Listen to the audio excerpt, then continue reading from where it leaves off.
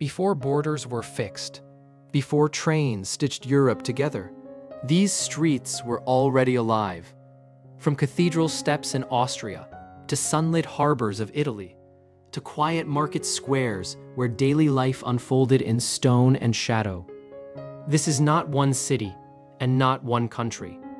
This is Europe as it breathed in the 19th century, seen through the eyes of a traveler who stopped to watch people pass, light change, and history move slowly forward.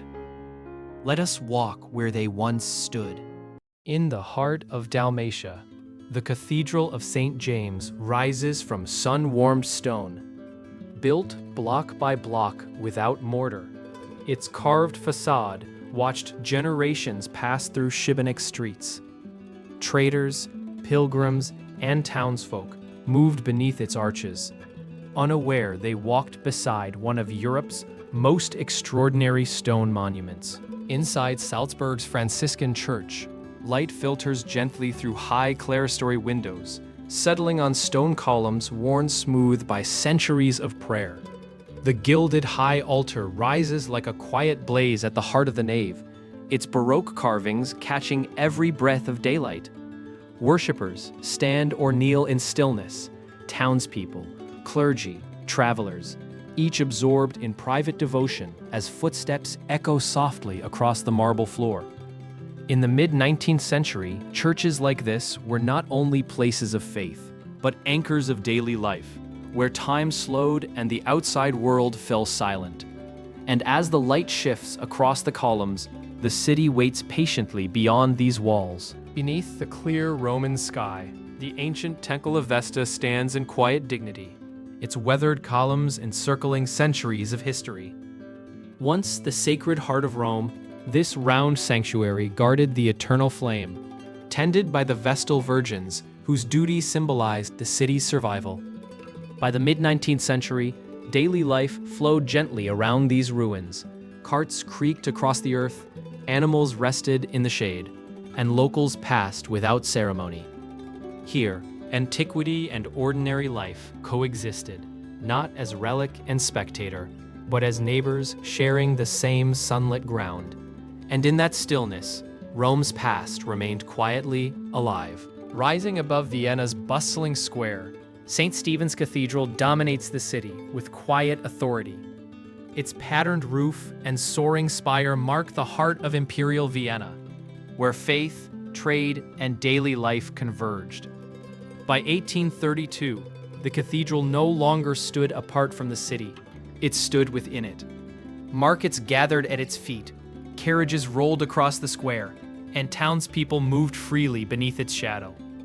Here, sacred stone and ordinary lives intertwined, turning Stephansplatz into a living stage where Vienna's past and present met each day. Here, Rome reveals its layers. The Arch of Constantine stands weathered but defiant, framing centuries of passage beneath its stone vaults. Beside it, the Colosseum no longer roars with crowds. It breathes quietly, worn by time and daily footsteps. By 1872, these monuments were not distant relics, but part of ordinary life. Travelers passed through, locals gathered nearby, and history lingered not as spectacle, but as presence. In this space, empire faded, yet never disappeared. Venice breathes through water. Along the Strada Nuova, buildings lean gently toward the lagoon, their reflections trembling with each passing boat. By 1834, this was not a postcard city, but a working one. Masts clustered tightly, hulls resting side by side, and gondoliers navigating familiar routes. Trade, travel, and routine unfolded quietly here. The Giardini lie ahead, open and distant, while behind us the city presses close. In Venice, movement is measured not in steps, but in ripples.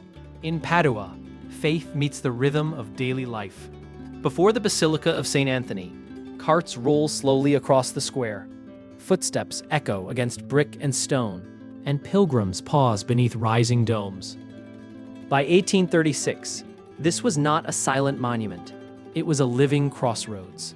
Merchants, worshippers, and travelers shared the same ground, each drawn here for different reasons. The basilica stands steady, above them all, unchanged, while the world below continues to move. History here is not distant. It walks openly through the square. Naples opens itself to the sea. Along the harbor, sails rest quietly on calm water, while Mount Vesuvius rises in the distance, watchful, unmoving. In 1836, this port was a threshold between worlds. Sailors, traders, and townspeople shared the same stone edge, living by the rhythm of tides and trade. Ships waited, not in haste, but with patience learned from the sea. Above it all, Vesuvius reminded the city that nature, like history, never truly sleeps. From the stone edge of the Piazzetta, Venice opens onto water and sky. Gondolas rest between journeys, their dark hulls rocking gently with the tide. Across the lagoon, San Giorgio Maggiore rises in quiet balance, its tower watching the city breathe. In the 1830s, Venice moved slowly here, not hurried, not silent. Boatmen waited, merchants watched the clouds, and the city listened to the water. Nothing rushed, yet everything endured. Snow settles quietly over Vienna's new market. Carriages creak across frozen stone, and figures pause beside the fountain, wrapped against the cold. In 1835, winter did not slow the city. It reshaped it. Markets still gathered, conversations lingered, and footsteps echoed longer on the ice. Here, life moved carefully, but steadily, framed by stone facades and pale winter light. Vienna endured the cold the way it endured time, with quiet dignity. These places have changed. Stones were replaced, streets widened, and centuries moved forward. But once, life passed slowly here, in footsteps, in quiet conversations, in the waiting of ships and the ringing of bells. Across cities and across borders, people shared the same rhythm of days. What you have seen is not a single moment in history, but a shared European memory, preserved in light, stone, and time.